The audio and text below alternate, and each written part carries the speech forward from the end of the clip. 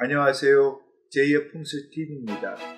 저는 30대 중반 삼성의 호암미술관에서 미술품을 관리하는 일을 한 뒤 우리 문화재 속 숨은 이야기라는 책을 썼고 2006년에는 KBS TV TV쇼 진품 명품에서 고 미술 속 숨은 이야기라는 코너를 진행하면서 종이나 도자기에 그려진 동양화는 자연 풍경, 인물, 동식물들을 있는 그대로 묘사한 것이 아니라 화가가 세상 사람들에게 전하고자 하는 메시지, 즉 정보를 그림을 통해 전달하는 일종의 암호화 같음을 알았습니다. 이것은 모란 꽃 하면 부기를 뜻하듯 그림의 소재가 품은 속뜻이 눈에 보이지 않는 기로 변해 그림을 보는 사람의 운명에 좋고 나쁨의 영향을 미친다는 것으로, 그래서 옛 그림은 보고 감상하는 것이 아니라 여러 그림 소재가 함께 빚어내는 이야기를 읽어야만 합니다. 책이 아닌 그림을 제대로 감상하려면 읽어야 한다는 것입니다. 올해 2월 제2풍수TV가 복을 받고 건강에 이로운 그림에 관해 방송을 했더니 시청자들의 호응이 매우 뜨거웠고 다른 그림에 관해서도 방송을 더 해달라는 사람들이 많았습니다. 그래서 이번에는 모두가 간절히 바라는 소원 중 출세와 당선운, 취직운, 그리고 자식운에 도움이 되는 그림에 대해 재미있게 알아봅니다. 조선시대 때 도화서의 화환을 뽑는 과거 시험이 있었는데 화제는 한 선비가 말을 타고 산길을 가는데 말 발굽에서 꽃향기가 나는 전경을 그림으로 그리라는 것이었습니다. 황당하지요? 어떻게 꽃향기를 그림으로 그릴 수 있겠나요? 아니나 다를까 이런저런 고민에 국방화를 찢던 화공들이 여기저기서 시험을 포기하고 짐을 꾸려서 나갔는데 당선된 그림은 산속의 오솔길에 떨어진 꽃잎을 밟으며 걸어가는 말발굽 뒤로 나비들이 떼를 지어 따라가는 모습이 그려져 있었습니다. 꽃과 나비의 절묘한 궁합에 사람들은 말발굽에서 꽃향기가 난다며 무릎을 쳤습니다. 자, 그럼 그림에 어떤 이야기가 담겨 있어 사람의 운명에 영향을 미치는가를 알아보는데 우선 내년 4월에 치러질 국회의원 선거에서 당선의 길을 받는 그림을 소개합니다. 국회의원에 당선되려면 우선 정당의 공천을 받아야 유리하니 어떤 사람은 공천 받으세요 라는 뜻으로 자궁금 1000개를 바구니에 담아 선물로 준다고 합니다. 소용이 있을까요?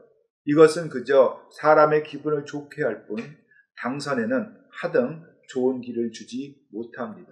대신 지푸라기라도 잡고 싶을 정도로 당선이 절박하다면 수탉이 그려진 그림을 집 또는 선거 캠프에 걸어두면 좋습니다. 수탉은 이름을 널리 알린다는 공명을 상징하는데 이유는 꽃기요 하고 우는 수탉의 울음소리가 높고 귀한 지위에 오른다는 고기이로 해석되기 때문입니다. 꽃기호를 고기이로 해석하는 것이 흥미롭지요.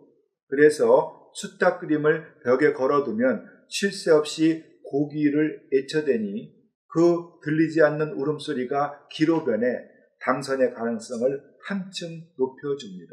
물론 늠름하고 잘생긴 장닭이면 더 좋은데 꼭 기억할 것은 암탉이 울면 집안이 망한다 라는 말이 있어 암탉 그림은 소용이 없습니다.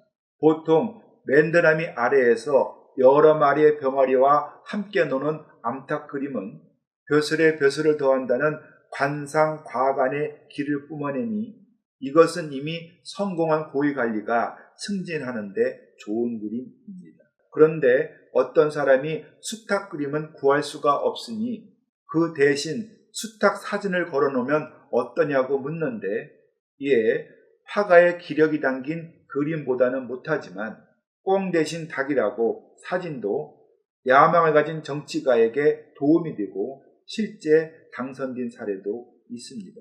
또 그림에서 기가 뿜어져 나와 출세운을 높이려면 해석이 모호한 그림보다는 이치와 구도는 비록 적절치 못하나 메시지를 확실히 전달하는 그림이 좋은데 이유는 소재의 상징성이 모호하다면 복을 주는 기의 발산도 힘이 약하기 때문입니다.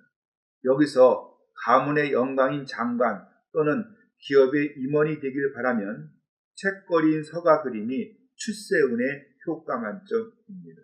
MB 정권 때 대통령직 인수위원회에 참가한 한 교수가 장관 후보로 거론되자 연구실에 책거리 그림을 세워두라고 권했는데 얼마 되지 않아 장관에 임명된 사례가 실제 있습니다. 자, 고려 때 육부의 어떤 벼슬은 책을 받들어 소중히 여긴다는 상서라고 불렀고 조선시대엔 육조의 장관을 판서라고 했으니 책거리 그림은 벼슬이 판서, 즉 장관에 이르는 길을 뿜어냅니다. 그런데 선비의 사랑방이나 서재에 장식됐던 책가도 미나는 책더미와 문방사우, 도자기, 화병, 부채 등 잡다한 일상용품들이 많이 그려져 있는데 오복을 기원하긴 좋으나 책만을 높게 쌓아올린 그림보단 출세운이 적습니다. 그리고 개 그림과 오리 그림은 날이 갈수록 악화되는 취업 전쟁에서 우수한 성적으로 합격할 수 있는 기 그림인데요. 이것은 조선시대 과거 시험에 급제해야만 양반 대접을 받았던 양반들이 절대로 남에게 가르쳐주지 않았던 장원급제의 비법입니다. 과거 급제는 생업에 종사할 수 없는 양반들이 평생을 부귀하게 사느냐 아니면 처자식을 굶기고 가문이 몰락하느냐 하는 생사가 걸린 문제였지요. 자, 갈대밭의 참개 그림이 장원급제인 갑가를 상징하는 이유는 보통 과거를 치르면 33명의 급제자를 뽑았는데 이들의 성적을 갑가 3명, 을가 7명, 병가 23명으로 등급을 나눴고 개는 등에 짊어진 딱지가 갑옷처럼 딱딱해서 갑자로 해석되기 때문입니다. 2마리가 그려진 개의 그림은 1차와 2차 시험에서 모두 장급제하는 기가 뿜어져 나오니 취직시험에 꼭 합격하고자 하는 취준생들은 비싸지 않은 개 그림을 구입해 방에 걸어두고는 수시로 바라보길 권합니다. 그리고 취직시험에 도움을 받는 또 다른 기 그림이 오리 그림인데요. 오리는 한자로 오리 앞자를 쓰고 세중에 으뜸이라고 해석해 수석 합격의 길을 받을 수 있습니다. 자, 버드나무 아래에서 2마리의 오리가 유유히 놀고 있는데 이 그림은 금슬 좋은 부부가 아닙니다. 2마리 오리는 이 갑으로 향시와 전시에서 모두 장원으로 급제하고 버드나무 류는 곧 머물 유인이 필기와 면접 시험에서 우수한 성적으로 합격하라는 메시지가 담겨 있습니다. 그런데 오리가 아닌 갈대밭으로 기러기가 날아오는 그림, 즉 노안도는 시험 합격에 도움이 안 됩니다. 왜냐하면 기러기는 아니고 갈대는 노라서 노안도는 바람이 같은 노안, 즉 노후를 편안히 지내는 길을 내뿜기 때문입니다. 그래서 기러기 그림을 방 안에 걸어두면 시험이 아닌 장수에만 도움을 받으니 조심해야 합니다. 현대는 부모와 미혼 자녀로만 구성된 핵가족 가정이 일반화되더니 이제는 국가 존속이 우려될 정도로 저출산 문제가 사회화됐는데 우리 선조들이 자손 번창을 바라며 그린 그림은 결혼을 앞둔 딸이나 신혼부부에게 좋은 선물이 될 것입니다. 자식운을 높이는 그림의 소재에는 연꽃, 석류, 포도 등이 있는데 우선 연꽃이 활짝 핀 연못에서 원앙 한 쌍이 놀고 있는 심사장이 그린 그림이 있습니다.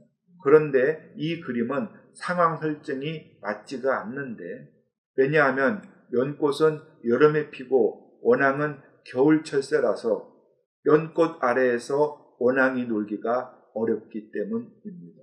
그렇지만 이 그림은 결혼한 딸이 부부 금실이 좋고 자식을 많이 낳으라는 기원이 담겨 있는데 연꽃이 활짝 핀 것은 연생이라고 하여 자식을 연달아 낳으라는 그런 뜻이 있고 원앙새는 중국에서 귀한 자식을 뜻하니 연이어 귀한 자식을 낳는다 라고 해석합니다. 또 석류, 포도, 닭 그림도 자손 번창을 뜻하는데 석류는 주머니 속에 씨앗이 가득 들어있으므로 다자를 뜻하고 포도와 박 역시 다자를 의미하는데 반드시 덩굴에 매달린 채로 그려야 합니다.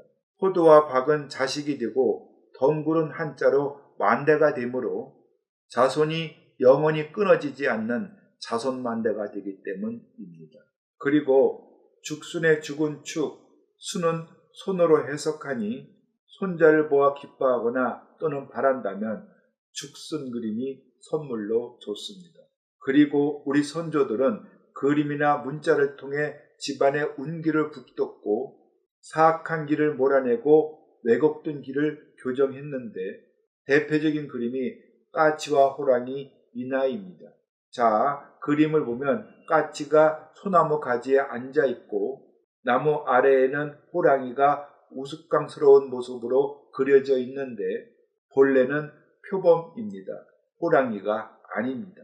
왜냐하면 소나무는 신년, 즉 새해를 뜻하고 표범의 표자는 중국에서 알리뽀로 발음하고 까치는 기쁜 소식을 뜻하기 때문에 소나무와 까치 그리고 표범을 함께 해석하면 새해를 맞이해 기쁜 소식이 전해진다는 소망이 담긴 신년보희입니다. 만약 집안에 우환이 잦아 분위기가 침통할 경우 이 그림을 거실에 걸어두면 만사가 형통하고 가족들이 화목해질 것입니다. 집안에 두면 좋지 않은 그림이 무서운 호랑이 그림인데 우리 조상들은 호랑이를 산신으로 대우해 신앙의 대상으로 삼았고 그래서 호랑이 그림은 집 안에 산신령을 모시고 사는 것으로 해석되기 때문입니다. 또 달마도가 수맥을 차단하고 재물운에 좋다고 생각하는 사람이 많은데 미술사적으로 달마도가 그런 효과가 있다는 것은 찾을 수가 없으니 불교 신도가 마음의 안정과 복을 구하는 데는 좋은 그림입니다. 그리고 홀로 사는 여성들은 집 안에 장미 그림을 꼭 걸어두길 바라는데 장미는 늙지 않고 청춘을 오래도록 간직한다는 장춘화이기 때문입니다. 자, 현대의 아파트에는 가족사진과 더불어 한두 점의 그림이 거실 또는 침실에 걸려 있는데 출세운과 취직운 그리고 자식운을 높이려면 해석이 모호한 그림보다는 이치와 구도는 비록 적절치 못하나 상징성 있는 동식물로 뜻, 즉 메시지를 확실히 전달해주는 그림이 효과면에서 우수입니다. 선거에서 당선되려면 수탁 그림, 장관의 하마평이 오르내리고 기업에서 임원이 되려면 책거리 그림이 효험이 좋고 취직에 성공하려면 개와 오리 그림이 내뿜는 수석 합격의 길을 받고 사랑하는 자녀가 결혼할 때면 연꽃 그림을 선물하는 것이 좋습니다. 네, 맞습니다. 세상을 살면서 뭔가를 간절히 원할 때 그림의 길을 통해 소원 성취의 길을 받는 것은 우리의 전통 문화입니다.